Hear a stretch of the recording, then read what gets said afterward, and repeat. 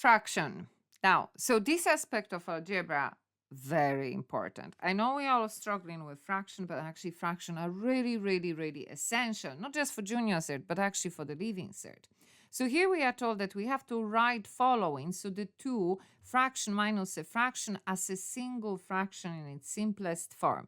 So when I don't have equal sign, like I don't have here, I don't have something here on the other side, how do we do that? How do we solve it? So first, write them out again, just leave enough space. Oops, that's not plus, that's minus. Minus, and again, 3, and then 3x plus 5. So in order for the 2 fraction to become 1 fraction, they need to have the same thing at the bottom of the fraction. Something is called common denominator. How do we do that? We multiply the denominators. So that is denominator here. I'm going to multiply by that second one.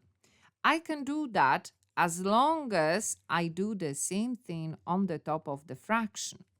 And here, again, we have in that, I'm missing this bracket, so 2x plus 1, bottom of the fraction, all good as long as I do it to the top of the fraction. So now I can have that on one fraction line. And like I'm saying, very important. Don't forget there is minus here. Very important to know how to do that. Now, what is the next thing that we can do here? Obviously, when you have a bracket, the next thing is the multiplication of bracket.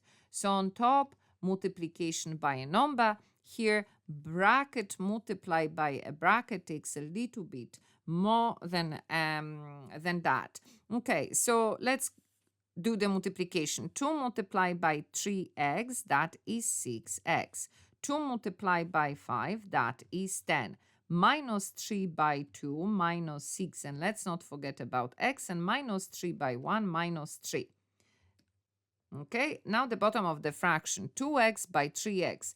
Don't forget, what is that? Is 2 multiplied by x, multiplied by 3, multiplied by x. That's what it is, 2x multiplied by 3x. What I can multiply here is 2 by 3, and then x by x, I can write that in simpler form, which is what? X to the power of 2. 2x multiplied by 5, that is 2 by 5, that's 10, and not forget about x, and 1 multiplied by 3x is 3x, and 1 multiplied by 5 is 5. So again, when we are looking at it, we are saying, well, what can we do here? We have plus 6x minus 6x, so that goes. 10 minus 3, now our calculator, we get 7. Now, at the bottom of the fraction, the only thing I can do that those two can be written as a one number.